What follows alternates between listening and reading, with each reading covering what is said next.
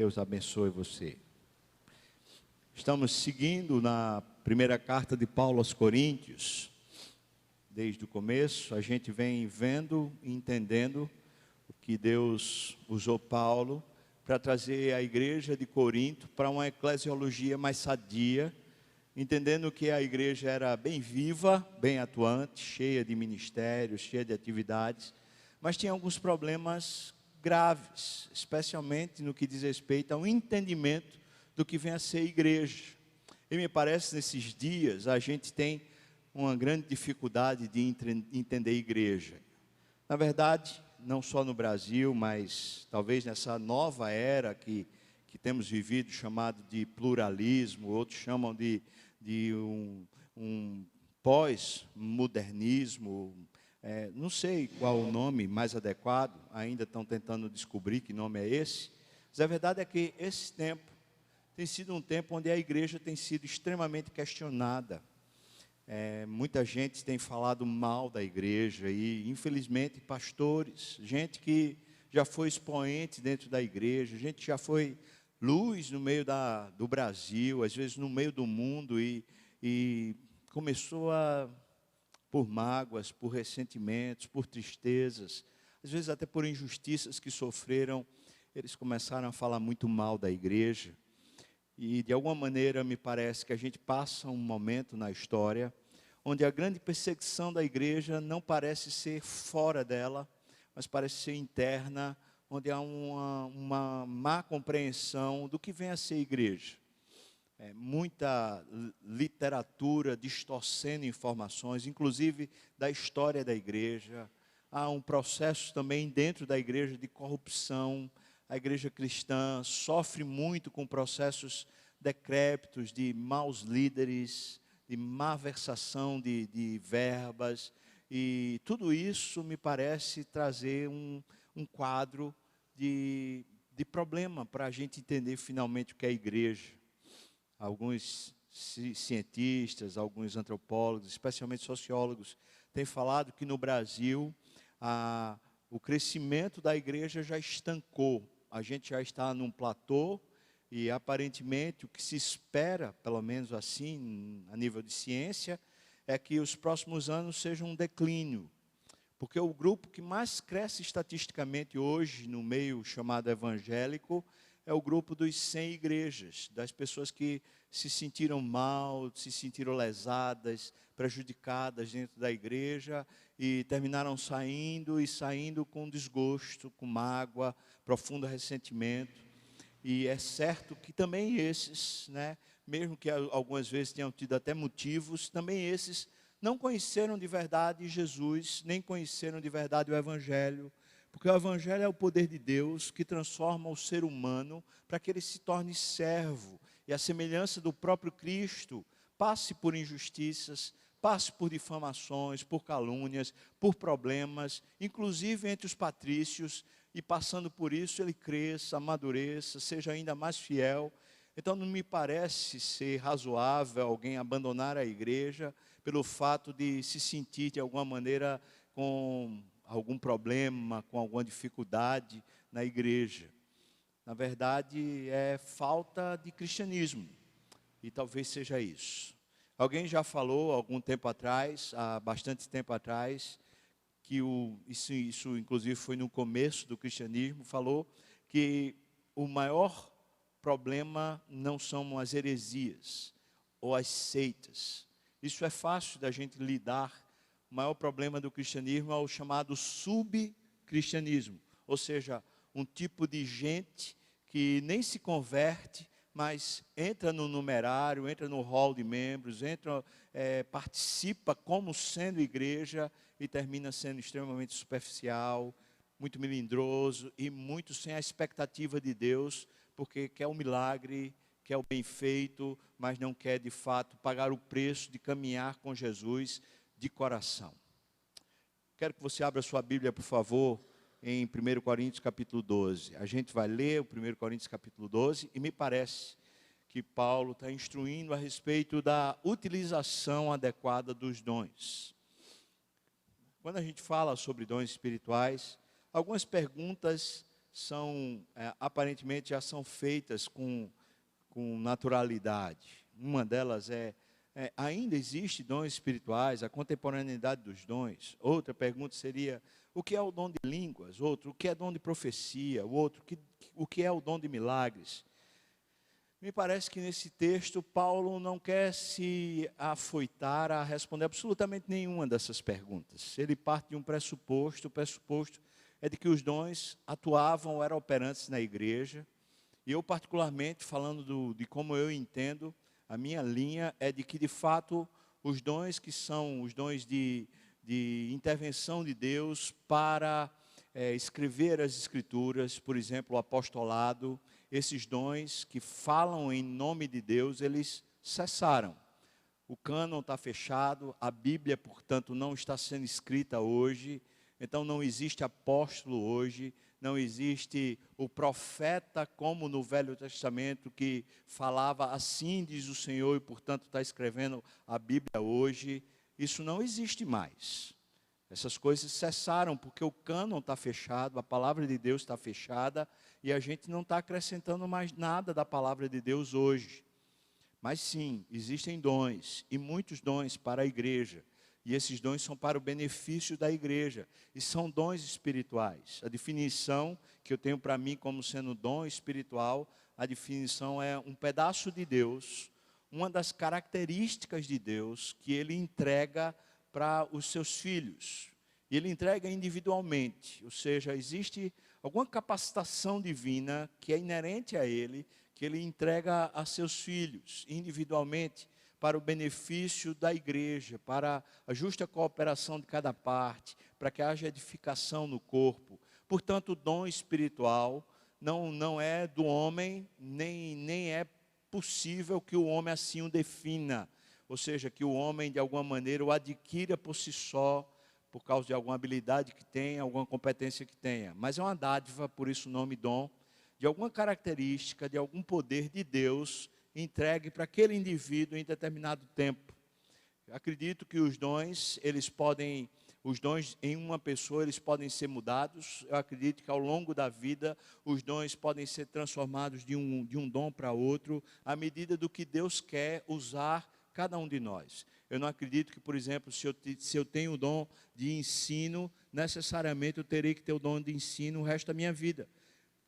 Talvez um outro dom, em um outro momento da minha vida, seja mais necessário que eu de ensine, e, portanto, talvez eu possa ter esse outro dom. O fato é que, independente disso, eu acredito na contemporaneidade dos dons, desde que não sejam aqueles que revelam as Escrituras no sentido de estar escrevendo um novo texto ou uma nova revelação de Deus. Nisso eu não creio de jeito nenhum. Vamos então ao texto, capítulo 12, diz assim a palavra do Senhor. A respeito dos dons espirituais, eu não quero, irmãos, que sejais ignorantes. Sabeis que outrora, quando éreis gentios, deixáveis conduzir-vos aos ídolos mudos, segundo éreis guiados. Por isso vos faço compreender que ninguém que fala pelo Espírito de Deus afirma anátema a Jesus. Ou, por outro lado, ninguém pode dizer Senhor Jesus, senão pelo Espírito Santo. Ora, os dons são diversos, mas o Espírito é o mesmo. E também há diversidade nos serviços, mas o Senhor é o mesmo. E há diversidade nas realizações, mas o mesmo Deus é quem opera tudo em todos. A manifestação do Espírito é concedida a cada um visando a um fim proveitoso. Porque a um é dada mediante o Espírito a palavra de sabedoria, e a outro, segundo o mesmo Espírito, a palavra de conhecimento. A outro, no mesmo Espírito, a fé. E a outro, no mesmo Espírito, dons de curar. A outro, operações de milagres. A outro, profecia. A outro, discernimento de espíritos. A um, variedade de línguas. E a outro, capacidade para interpretá-las. Mas um só e o mesmo Espírito realiza todas estas coisas, distribuindo-as como lhe apraz a cada um individualmente. Porque assim como o corpo é um e tem muitos membros, e todos os membros, sendo muitos, constituem um só corpo, assim também com respeito a Cristo. Pois em um só Espírito, todos nós fomos batizados em um corpo, quer judeus, quer gregos, quer escravos, quer livres. E a todos nós foi dado beber de um só Espírito. Porque também o corpo não é um só membro, mas muitos. Se disser o pé, olha, porque eu não sou mão, eu não sou do corpo, nem por isso deixa de ser do corpo. E se o ouvido disser, olha, porque eu não sou olho, eu não sou do corpo, nem por isso deixa de o ser. Se todo o corpo fosse olho, onde estaria o ouvido? E se todo fosse ouvido, onde o olfato? Mas Deus dispôs os membros, colocando cada um deles no corpo, como aprouve a Deus. Se todos, porém, fossem um só membro, onde é que estaria o corpo? O certo é que há muitos membros, mas um só corpo. Não podem os olhos dizer à mão, não precisamos de ti, nem ainda a cabeça aos pés, não preciso de vós. Pelo contrário, os membros do corpo que parecem ser mais fracos são necessários. E os que nos parecem menos dignos no corpo, a estes damos muito maior honra. Também os que em nós não são decorosos, revestimos de especial honra. Mas os nossos membros nobres não têm necessidade disso. Contudo, Deus coordenou o corpo, concedendo muito mais honra àquilo que menos tinha, para que não haja divisão no corpo. Pelo contrário, cooperem os membros com igual cuidado em favor uns dos outros, de maneira que se um membro sofre, todos sofrem com ele. E se um deles é honrado, com eles todos se regozijam. Ora, vós sois o corpo de Cristo e individualmente membros desse corpo. A uns estabeleceu Deus na igreja, primeiramente apóstolos, em segundo lugar profetas, em terceiro lugar mestres, depois operadores de milagres, depois dons de curar, socorros, governos, variedades de línguas.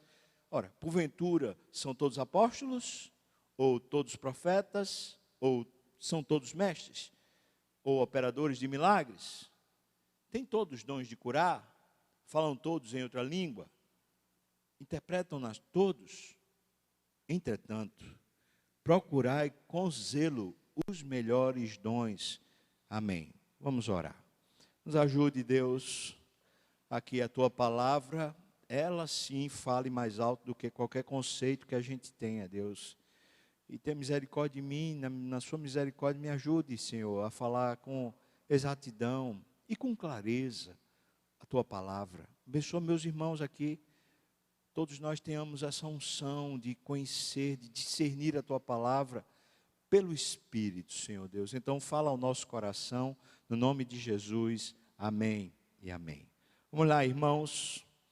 O que é que ele fala aqui logo no começo do versículo 1 até o versículo 4? Nesses primeiros versículos ele diz que nós, de alguma maneira, sempre fomos guiados. Ele diz que quando a gente ainda não era de Deus, a gente era guiado pela nossa idolatria, a gente era guiado pelos nossos desejos e impulsos. E ele fala que isso era ser conduzido por ídolos mudos. Ou seja, a idolatria, os nossos impulsos, nossos desejos, eles nos conduziam. E então ele diz, agora vocês precisam ser guiados pelo Espírito. Essa é a palavra que ele está dizendo. Portanto, preste atenção, a respeito dos dons, não é uma questão simplesmente de você saber fazer. Não é uma questão de capacitação humana apenas. Por exemplo, você é um bom professor universitário, vamos dizer, você é uma pessoa super capaz no mercado. Isso não necessariamente quer dizer que você tenha o dom de ensino. Sim, você é um bom profissional, você é capacitado, você é uma pessoa que tem influência no falar, mas não necessariamente foi capacitado por Deus como um dom de ensino para ensinar e abençoar a igreja. Porque o dom diz respeito a ser guiado pelo Espírito, não diz respeito a saber fazer as coisas. Então não vamos confundir. Essa é a primeira coisa que ele fala logo no começo, no versículo 2, ele diz isso. Depois no versículo 3, ele disse, eu quero fazer vocês compreenderem que na verdade, é o Espírito quem vai falar por vocês. Ele diz, é impossível que alguém que fale pelo Espírito vá negar ou amaldiçoar Jesus. Por outro lado, se alguém está cheio do Espírito, então ele vai ser guiado pelo Espírito Santo. Ou melhor, se alguém está cheio de Jesus, então esse alguém vai ser guiado pelo Espírito.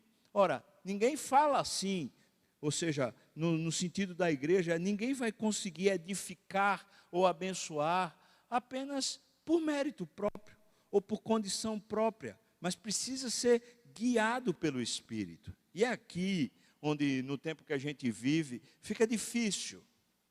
Porque a gente tem muita gente que fala muito bem. O mercado está cheio de palestrantes que ganham muito dinheiro por causa das palestras que dão. São palestras para o mercado, palestras de autoajuda, palestras que muitas vezes são chamadas de motivacionais. Ou seja, eles reúnem grupos e conseguem falar de uma maneira tão eloquente e tão gostosa, que quem está lá se emociona, quem está lá sai de lá dizendo, agora eu vou, agora eu faço, agora eu aconteço. Essas pessoas, por acaso, elas têm dons? Por acaso elas estão sendo guiadas pelo Espírito? Por acaso é Cristo quem enche a alma deles? O conteúdo que elas falam vem de Deus? Não, não vem de Deus. Mas elas são muito capazes. Infelizmente, em muitas igrejas, especialmente do Brasil, o que temos visto nos cultos não é o evangelho que é pregado. Abre-se até a Bíblia, mas o texto é usado como pretexto. E à medida que não é pelo Espírito, e não é o Espírito quem conduz o ensino, então certamente está tornando Jesus anátema, está maldizendo o verbo, está falando do verbo de forma corrompida, está falando das Escrituras de forma corrompida. Paulo, na verdade, no capítulo 4 dessa primeira epístola, já tinha falado que se alguém edifica num fundamento errado, vai receber de Deus juízo, ou seja, é possível que alguém use do dom, mas de forma, use dos seus recursos como dom, sem ser dom. E assim ganha uma áurea, ganha uma espécime de santidade, ou até às vezes de liderança dentro da igreja, sem ser caracterizado pelo dom do Senhor. É isso. Os primeiros 4 versículos ele está falando sobre isso. Por isso no versículo 4 ele diz, os dons são diversos. A partir daqui, do versículo 4 até o 11, ele diz, os dons são diversos. Depois ele diz no versículo 5, a diversidade nos serviços. Depois no versículo 6 ele diz, a diversidade nas realizações. Me parece que Paulo diz, por causa dessa habilidade do Espírito que compunge, capacita os crentes, é bem fácil que haja uma multiplicidade de atividades dentro da igreja. Uma diversidade de coisas acontecendo. Um aconselha, o outro dirige um louvor, o outro serve, o outro instrui, o outro dá uma palavra de sabedoria. Ou seja, há uma multiplicidade, uma diversidade no povo de Deus. E essa multiplicidade e diversidade é o que abençoa a casa, é o que faz a família ficar boa, ficar gostosa. Não é a presença de um elemento, de um indivíduo ou de uma capacitação que faz diferença, mas é justamente esse todo. Então ele está falando para nós, Deus é quem gera essa diversidade. Então a gente vai ver dentro da igreja gente que é muito mais capaz pelo Espírito para fazer determinadas coisas que outras. Não vai ser estranho que, por exemplo, alguém seja muito mais capacitado a aconselhar que eu. Talvez a pessoa não tenha estudado o tanto que eu estudei, mas é capacitação do Espírito, não é capacidade humana. É o dom do Espírito. Talvez uma pessoa que, sei lá, não tem nem muita letra, nem muito conhecimento, mas tem uma sabedoria. O próprio Espírito instrui, traz uma palavra de sabedoria, uma palavra instruída, uma palavra boa, na hora certa, tem esse discernimento, tem essa percepção. Ora, como é que isso acontece? Isso acontece porque ele está falando aqui, os dons são diversos, os serviços são diversos, as realizações são diversas. É isso que faz a igreja. Isso quer dizer que não é possível que haja uma igreja sem que haja a participação efetiva de cada parte, cada um com aquilo que Deus deu, com essa competência, com essa qualidade que Deus deu. Por outro lado, ele fala que conquanto haja uma diversidade, uma multiplicidade de atividades, ele diz, o Espírito é o mesmo, versículo 4. Versículo 5, ele diz, o Senhor é o mesmo. Ou seja, você pode dizer que há uma diversidade de atividades, mas você não pode dizer que cada um está fazendo do jeito que quer. Porque quando ele diz que o Senhor é o mesmo, quer dizer que há um senhorio sobre todas essas atividades dentro da igreja. Há um dono, há um líder, há um chefe, há um responsável. Por isso, conquanto haja toda essa diversidade de atividades, essa multiplicidade de coisas acontecendo, existe um único Senhor regendo tudo isso. Igreja, portanto, não é o lugar de cada um fazer o que quer e do jeito que quer, mas é de todos nós fazermos aquilo que Deus nos capacita, fazermos para o Senhor e pelo Senhor, ou seja, com a unidade. A diversidade, nesse caso, ela não pode negar a unidade. Não é cada um tendo a sua própria perspectiva, o seu próprio jeito, a sua própria maneira, mas é todos nós, na medida da capacitação de Deus, realizando aquilo que Deus tem determinado para o fim coletivo e não apenas para o fim individual. Entretanto, nos versículos 8 a 11, veja o que ele diz para nós. Ele diz, foi dado para um, mediante o Espírito, a palavra de sabedoria, para outro foi a palavra do conhecimento, para o outro foi fé, para o outro foi dom de curar, para outro foi operação de milagres, para outro foi profecia, e assim ele segue dizendo cada coisa aqui. Versículo 11 ele diz, mas um só e o mesmo Espírito realiza todas estas coisas, distribuindo-as como lhe apraz a cada um individualmente. Essa participação é individual. Essa participação não é a partir do outro. Não depende do que o outro faça, porque essa capacitação veio de Deus para mim. E é o meu exercício de fidelidade a Deus à medida que eu faço aquilo que Deus me capacitou a fazer. Então, se por exemplo acontecer de uma outra pessoa não fazer o seu papel, nem por isso desmerece aquilo que eu tenho para fazer. Porque afinal de contas, essa capacitação me foi dada a mim. E é para o benefício do todo, e é pelo Espírito Santo para que o corpo todo cresça, mas foi para cada um desses indivíduos. A Bíblia não está dizendo que, portanto, o dom é individualista, mas está dizendo que é dado para o indivíduo. E cada um desse auditório, se foi salvo por Cristo Jesus, tem um dom, ou pelo menos um, talvez tenha vários outros dons. E por que Deus distribuiu como lhe apraz a cada um de nós esses dons? A intenção de Deus qual é? É que essa multiplicidade, essa diversidade, conduzida pelo mesmo Espírito, gere em nós crescimento. E que crescimento é esse? É crescimento espiritual mesmo. Pode haver também, como consequência do crescimento espiritual, crescimento numérico. Novas pessoas se convertem, mas a grande ênfase dos dons espirituais não é o crescimento numérico, mas é o crescimento da maturidade da fé, das pessoas amarem mais a Deus, das pessoas conhecerem mais a Deus, das pessoas serem mais capacitadas e instruídas por Deus, através do Espírito, usando membros individuais nesse corpo. Portanto, irmão, a partir daqui, Paulo está dizendo, você que faz parte da igreja, você não pode ser uma pessoa que se escora. Você não pode ser uma pessoa que fica o tempo todo dependendo da outra. O serviço que Deus deu a você, o dom que Ele deu a você é seu. E será de alguma maneira cobrado por Deus a você. Não será cobrado de outro o dom que Ele deu a você. É individual. Você não tem como participar disso através do outro. É só você. Biblicamente falando, seria uma espécie de, como é que eu vou dizer, monstruosidade, seria uma coisa monstrenga, feiosa, a ideia desse corpo de Cristo, onde existem várias partes desse corpo que não funcionam. Elas estão dentro do corpo, mas não funcionam. Ou o corpo está doente, ou o corpo está morrendo. Porque qualquer corpo sadio precisa que suas células mutuamente trabalhem, Mas cada célula tem que fazer o seu papel, cada parte do corpo tem que fazer o seu papel.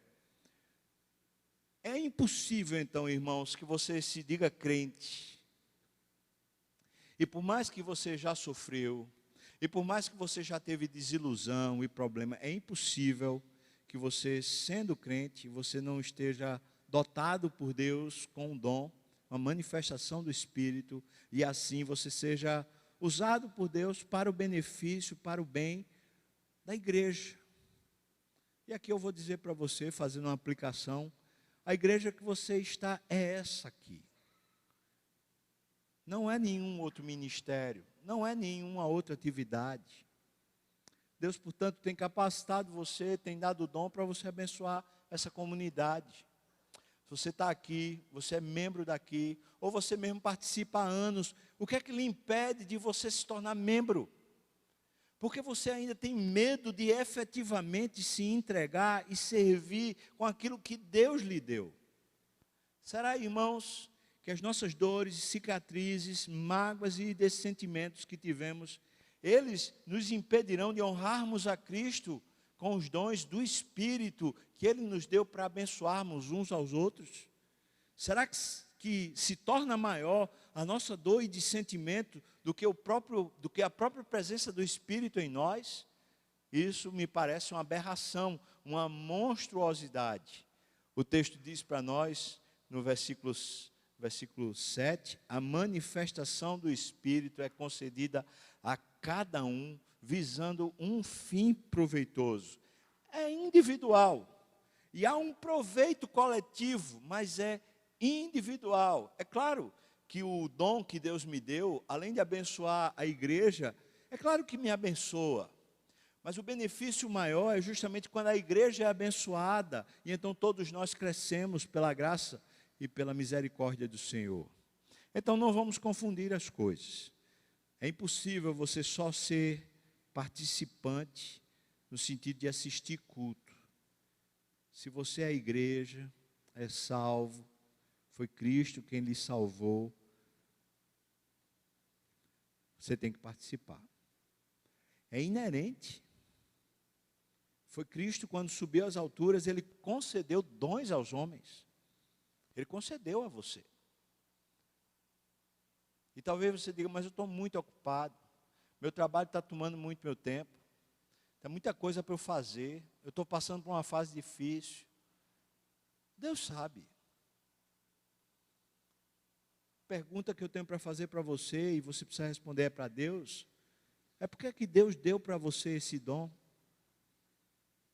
Por quê? Você não acha que Ele vai pedir conta de uma capacitação especial que Ele deu a você? Vamos seguindo. Os próximos versos são bem longos, vai do 12 até o versículo 31. Queria que você entendesse, por 16 vezes, nesses próximos versículos, Paulo fala sobre o corpo de Cristo. Aí eu não tenho dúvida que a essência dos dons é o corpo de Cristo. Mais uma vez, o dom é dado individualmente, mas a essência dos dons é o corpo, não o indivíduo, mas o corpo de Cristo. E é por isso, então, que Deus dota cada um para o funcionamento do corpo. Vós sois o corpo de Cristo e individualmente membros desse corpo. Não temos como fugir disso. Bom, ele coloca algumas coisas aqui como sendo possibilidades. Versículos 15 e 16, dê uma olhada aí, por favor. Versículos 15 e 16, ele diz, se disser o pé, porque não sou mão, eu não sou do corpo, será que ele deixa de ser do corpo? O versículo 16 diz, se o ouvido disser, porque não sou olho, eu sou do corpo, nem por isso ele deixa de ser. Ou seja, qual é o argumento que Paulo está dizendo? É que às vezes dentro da igreja, aquilo que Deus nos capacitou para ser, está contrário à nossa vaidade. Às vezes a gente queria ser uma coisa que a gente não é dentro da igreja.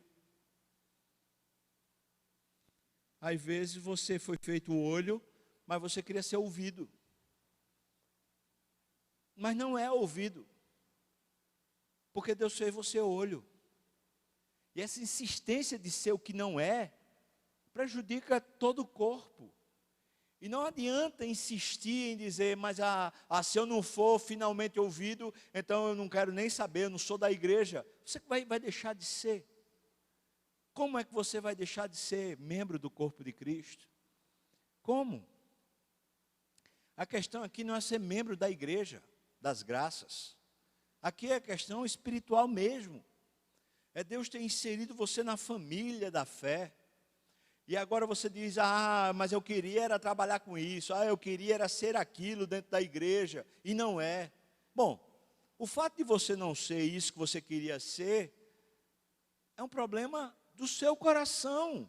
Não é um problema da igreja para resolver a seu respeito. Ou seja, não adianta você continuar dizendo, eu só vou servir quando eu for isso, ou quando eu tiver aquilo, ou quando for aquelas condições. Porque se você disser que não é o que você é, quem está se enganando é você. Você é o que nesse corpo? O que é que Deus fez você ser? Você quer uma instrução pastoral a respeito disso? Uma sugestão pastoral? Irmão, aprenda a servir. Sirva, generosamente sirva. Sirva naquilo que tiver para se fazer, sem distinção, e deixe o Espírito lhe conduzir, porque certamente se você for olho, Ele vai botar você na visão. Se você é ouvido, Ele vai botar você para ouvir. Se você for boca, Ele vai botar você para falar. Ou seja, sirva. A grande questão, me parece, que atrapalha tudo isso é a nossa vaidade. A gente não aceita a posição e a postura que Deus coloca a gente. Se a gente aceita, fica bem. E muitas vezes é isso que está impedindo a gente, de fato, de se integrar, de fato, de participar.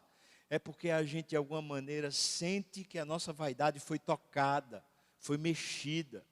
Se você disser que não é, nem por isso você deixa de ser. Mas esse argumento também vale depois, um pouquinho depois. Versículo 21, veja o que ele diz. No versículo 21 ele fala assim, olha, não podem os olhos dizer à mão, não precisamos de ti, nem ainda a cabeça dizer aos pés, não preciso de vós. Esse talvez seja o segundo problema que Paulo trata como sendo enfermidade da igreja. É quando alguém da igreja está impedindo o outro de servir. Você não pode, porque você não é olho, porque você não é cabeça, porque você não sei o que lá. Alguém está impedindo o outro de servir na função que Deus deu a ela para fazer. Ou seja, o fato de alguém estar, sei lá, cesseando, cortando essa capacitação, nem por isso você deixa de ser o que você é. O texto está dizendo para a gente aqui no versículo 21, veja, não podem, você não pode fazer isso, ou pastor não pode fazer isso, ou liderança não pode fazer isso, ou ninguém não pode fazer isso. A gente não pode dizer, não precisamos. Nós precisamos. Agora aqui eu quero fazer uma ressalva que eu acho que é extremamente preciosa. O texto cita aqui no versículo 23 e até o versículo 24, partes do corpo que nós consideramos nobres e não são. Partes do corpo que a gente dá um valor, uma honra maior, sem que tenha. O texto está colocando para a gente que às vezes a nossa percepção de cada trabalho no corpo, de cada parte do corpo, ela não é tão precisa como a percepção de Deus. Por isso, talvez, e muitas vezes, a gente simplesmente não se aceita na função que Deus nos colocou, na função que Deus preparou a gente para fazer. Mas tem mais, e isso eu queria que você guardasse. Na verdade, o texto está falando a partir da premissa de pessoas que foram salvas. O texto não está falando no meio da igreja de pessoas que não são convertidas. Pessoas que não são convertidas não têm dons. Os dons são espirituais e fruto da presença do Espírito Santo nas pessoas. Por isso, pode acontecer de alguém estar na igreja, alguém quer servir na igreja, mas não tem dom. Por que não tem dom? Porque não é salva. Porque o Espírito Santo não habita nela. Mas a terceira coisa que o texto guarda para a gente aqui, a respeito de como acontecer. Está aqui nos versículos 18, 24 e 28. Dê uma olhada. Versículo 18 diz: mas Deus dispôs os membros. Depois, um pouquinho mais, versículo 24, ele diz: mas os nossos membros nobres não têm necessidade disso. Contudo, veja o versículo 24, contudo, Deus coordenou o corpo, concedendo muito mais honra àquilo que menos tinha. E depois, no versículo, finalmente, versículo 28, ele diz: a uns Deus estabeleceu na igreja, primeiramente apóstolos, e aí ele vai. Me parece que os 3 versículos, eles coordenam a mesma ideia.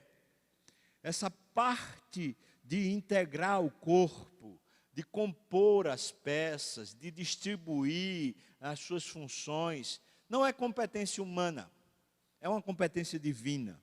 Se a igreja do Senhor Jesus, ela simplesmente se entrega ao seu Senhor e se deixa conduzir nessa postura humilde de integração, de serviço, podendo se dar uns aos outros, o próprio Espírito consegue colocar as pessoas nos seus devidos lugares, a fim de que haja essa mutualidade e esse crescimento abençoado na justa cooperação de cada parte. Portanto, irmãos, a coordenação é de Deus, não é de homens. Então ele coloca aqui, por exemplo, a importância que damos a determinados dons, a importância que damos a determinados cargos, a determinadas funções, como se Deus de alguma maneira tivesse pretendendo que essas coisas fossem mais importantes que outras. Nós damos, pelo menos no meio evangélico, se dá tanta importância, por exemplo, ao dom de línguas. Se dá tanta importância ao dom de profecia, porque são dons espetaculares, são fora daquilo que é chamado normal. Nós damos tanta importância a determinados dons, como, por exemplo, o dom do ensino. Mas por que não damos tanta importância ao dom de misericórdia, ao dom da exortação, ao aconselhamento? Por que não damos tanta importância ao serviço, que abençoa um ao outro, que olha um para o outro? O que Deus está dizendo é: a coordenação é dele, e ele coloca em cada pessoa esse dom para que sirva nessa função. Quem é você no corpo de Cristo? Quem é você? E por que você não está servindo? Aconteceu um pecado, aconteceu um problema, você está dizendo: rapaz, na outra igreja, num outro momento, um tempo atrás, rapaz, eu servia, mas aconteceu um negócio que me interrompeu e agora eu estou improdutivo, agora eu não posso mais. Eu queria chamar você, irmão, a rever isso. O que foi que aconteceu? A graça deixou de ser poderosa em você? A salvação deixou de ser operosa em você? Descaiu da graça? Perdeu a salvação? Como se fosse possível? O que foi que aconteceu, irmão? Por que a tristeza? Por que a mágoa? Por que você perdeu o brilho, perdeu o vigor? O que foi que aconteceu com você, irmão? Deixe-me perguntar, isso que lhe nega, que lhe impede, é tão forte quanto a cruz? Isso é tão poderoso quanto o Espírito de Deus? Como você pode se negar a ser usado por Deus? Como você pode se negar a integrar de verdade o corpo? Como? É impossível. E é por isso que Deus está dizendo para a gente: Ele coordenou tudo isso, Ele preparou tudo isso, tem a ver com o corpo de Cristo, tem a ver com a dimensão espiritual da igreja, não tem a ver com os ministérios em si, mas tem a ver com a nossa vocação. Eu e você fomos dotados pelo Espírito para servirmos a Deus. Aí você pode dizer: mas o meu dom é lá fora. Não, não existe dom espiritual para fora. Os dons espirituais são para dentro. Os dons espirituais são para a igreja. Os dons espirituais são para a mútua edificação do corpo. Os dons não são para fora. Não é para você fazer nada lá no seu trabalho. O que ele deu para fora foi talento, foi vocação, e você está confundindo. Os dons espirituais foi para dentro, foi para você servir dentro da igreja. E isso é eclesiologia, ou seja, isso é saúde na vida da igreja, isso é a doutrina da igreja. Oh, irmão, vamos rever. Tem que se integrar. Não é por causa de pastor. Não é por causa de uma igreja ser atrativa ou não ser. Não tem a ver com isso, tem a ver com definições maiores. Tem a ver com Deus que define isso, que olha para você, que sabe quem é você, que constituiu você, que entregou a você uma capacitação dele para você ser fonte de bênção entre os irmãos. O que é que você está fazendo com isso? Aqui a parábola do Senhor, quando fala dos talentos, seria tão própria, porque naquela parábola, ele cobra quando volta. O que você faz daquilo que Deus tem lhe dado? Como você tem abençoado a igreja? E aqui eu não estou falando de dinheiro, irmão, eu estou falando de presença, eu estou falando da integração, eu estou falando de você ser usado por Deus. Está faltando Bíblia?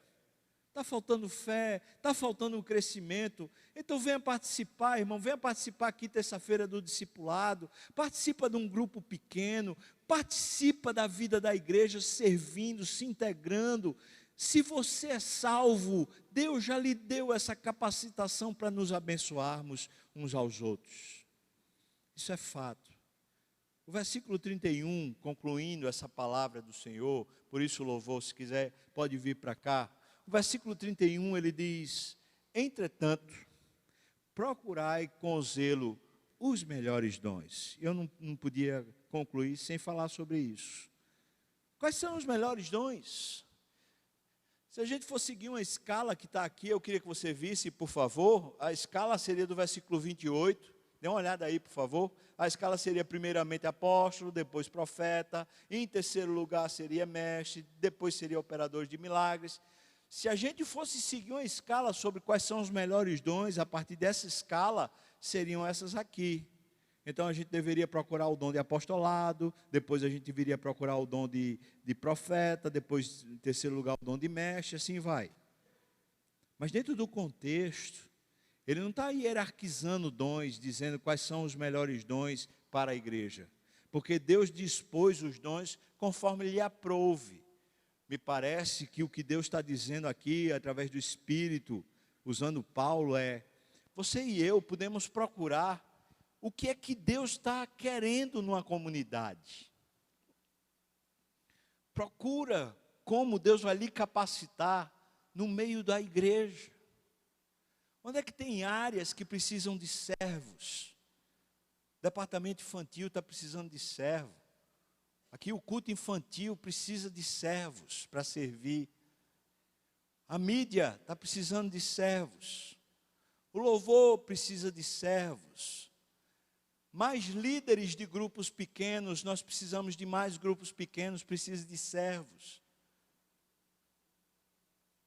E eu só estou falando de alguns ministérios.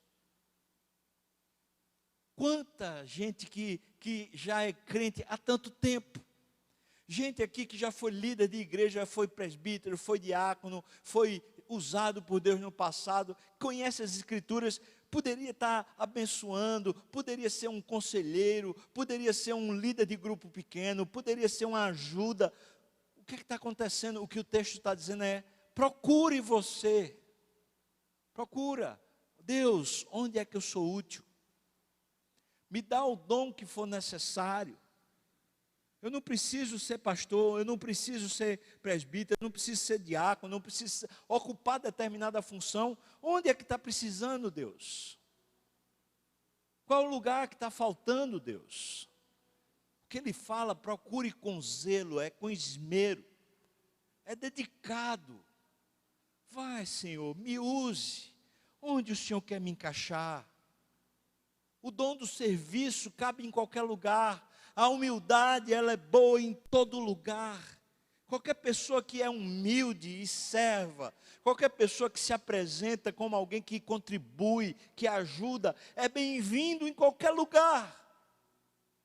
É esse o esforço pelo melhor dom. A dedicação por se entregar e servir onde está faltando, onde tem necessidade de verdade, onde você pode se integrar de verdade. Isso vai ter um custo pessoal, por isso precisa dizê-lo. O texto parece apontar para mim e para você que Deus ainda está pronto para nos capacitar mais. Deus ainda está pronto para nos capacitar mais. Ele pode me dar novos dons à medida que Ele tem interesse em que a igreja cresça. E à medida que eu me entrego ao Senhor e digo, o Senhor pode me usar, Ele certamente me capacitará ainda mais com novos dons, segundo a necessidade do corpo. Você pode ser um instrumento nas mãos de Deus, em áreas que você jamais pensou que você serviria. Jamais você imaginou que teria condições, mas procure com zelo. Não fique no seu canto, parado, choramingando, ressentindo, lamentando, às vezes falando mal da igreja, às vezes querendo resolver problemas que não estão nas suas mãos.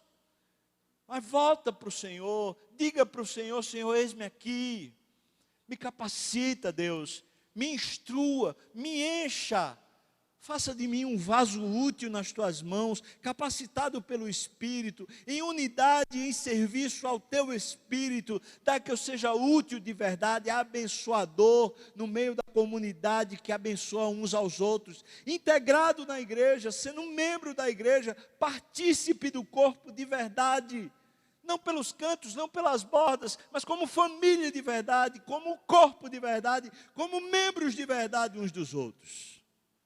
Sai desse canto, irmão. Sai dessa prostração, irmão. O inimigo já lhe prendeu muito tempo. Você já perdeu muito tempo com comiseração desnecessária. Você já perdeu muito tempo com dores que não lhe pertencem, porque foram levadas por Cristo Jesus. Se levante no nome de Jesus, mas se levante em humildade, prostrado de joelhos e dizendo para Deus, eis-me aqui, Senhor, me use para a sua glória. Transforma-me. Com zelo procure o melhor dom. Com zelo, com dedicação, se entregue ao Senhor. Quero orar por você e orar com você. Se você pode dizer para Deus, Senhor, eis-me aqui. Eu quero renovar minha aliança, quero renovar minha vocação, quero renovar minha entrega. Eu quero que o Senhor me use, me dê dons segundo a tua essência, segundo o teu querer, para servir ao Senhor. Eu queria convidar você a ficar de pé, eu queria orar por você. Você está dizendo isso, eu quero, Senhor, me usa, por favor. Então fique de pé, eu quero orar por você. Renove o seu coração. Procurai com zelo os melhores dons. Amém. Senhor Deus, a gente só se levantou. Talvez isso seja apenas um símbolo. Mas o Senhor falou conosco hoje aqui à tarde. E foi a tua palavra, Senhor Deus, não foi a elaboração humana. Não foi poder de homens, mas foi o poder da autoridade do Espírito que esteve aqui entre nós, mexendo conosco. Por isso eu peço ao Senhor, dá que cada um que se levantou de coração, Pai, busque com zelo, se entregue, coloque-se de novo como servo e serva, como gente que pode humildemente te servir em qualquer lugar, em qualquer função, em qualquer coisa, para que o Senhor seja glorificado no nosso meio. Deus, tem misericórdia, porque alguns dos irmãos que frequentam essa igreja ficam pelas bordas, não se integram, não participam efetivamente. Parece, Senhor Deus, que o diabo de alguma maneira tem usurpado a alegria da salvação, tem roubado do coração o interesse de novo por ser teu totalmente. Eu te peço, Senhor, quebra esses grilhões no nome de Jesus. Quebra essas cadeias no nome de Jesus. Traz de novo, Senhor Deus, aquele fogo, o fogo do altar. Traz de novo a submissão pronta ao teu Espírito. Resgata, Senhor Deus. Faz te servir. Tira a vergonha do embaraço. Talvez alguma coisa que aconteceu no passado, alguma coisa que lhe humilhou, alguma coisa que desmereceu você, você se sente indigno. Pai, no nome de Jesus, traz de novo a dignidade do teu filho. Reabilita, restaura, faz a tua graça curadora, curar feridas, Senhor Deus, e resgatar a identidade do teu povo. Habilita, Senhor Deus, esse povo que aqui está, a mim também, para a gente poder te servir de todo o coração, Pai.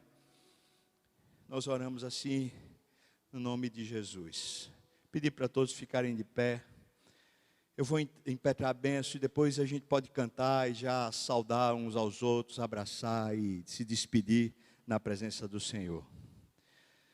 Que a graça do nosso Senhor e Salvador Jesus Cristo, o amor de Deus, o nosso querido e amado Pai, a comunhão, o consolo, a bênção, o poder e o avivamento do Espírito venha sobre nós, o povo do Senhor, não só agora, mas até quando Ele voltar e nos tomar para si. Aleluia, amém, amém. Deus abençoe você, boa semana, que você viva na presença do Senhor e sirva ao Senhor.